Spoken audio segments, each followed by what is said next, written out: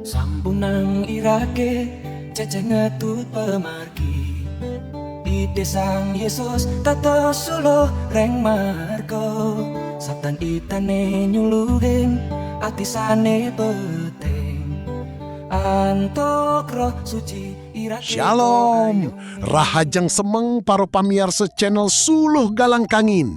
Matur suksma pisan ring galah sane becik puniki. Irage prasida matemu malih jagi ngerasa yang wecana saking ide sang aji. Sadereng irage ngelantur, ngiring piar sayang dumun sabda suci ide sang aji sane wenten ring surat Yakobus 3 pausan 6 kantos kutus sane mepaos kadi puniki. Lidahe punike tan bina sakadi geni, ipun satmake sakadi jagat sane bek madaging kiwangan. Ipun ngelikup sikian iragane, tur ngelikup sikian iragane antuk kacorahan. Ipun ngeseng sakuup urip iragane antuk geni sane rauhipun saking neraka. Sawatak satu alase, sarwa paksi miwah satu sane ngerayang, miwah satu nereng segarane, sami praside kaebohan antuk imanuse. Nanging durung nak enin wenten jadme sane ngidayang ngebohan layahnya nih. Lidahe punike sujatine kalintang galak turtan side ka perintah. Ipun bek madaging wisya sane ngamademang. Murde dharma wecana daw semeng puniki inggih punike ngupepire lidah dados suluh sane galang.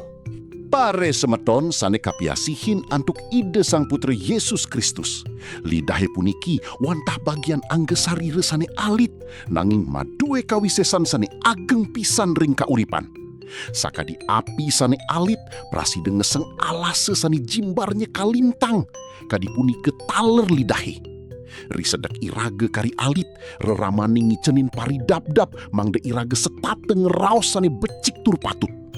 Nanging sabdan ide sang aji ngilingang irage sami mungguing nenten wenten jatme sane praside nundukkan lidahe antuk kekuatan dewek kemanten.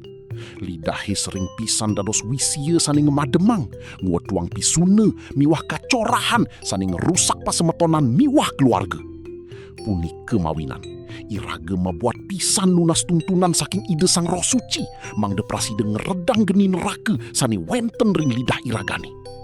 Wantah saking kawisesan ide sang roh suci, lidahe praside kaebohan, kagentosin dados geni sane galang, sane ngwetuang krune-krune sane ngewangun kasukertan, sane ngicen sembah gite ring ide sang aji, miwah sane ngicen panglipur ring manah anak lianan sane sedek sungsu ide sang aji, ide sang putra Yesus Kristus, miwah ide sang roh suci, ngicenin irage kakuatan, jagi ngerakse lidah iragane soang-soang, mangde setate ngwetuang kerte rahayu.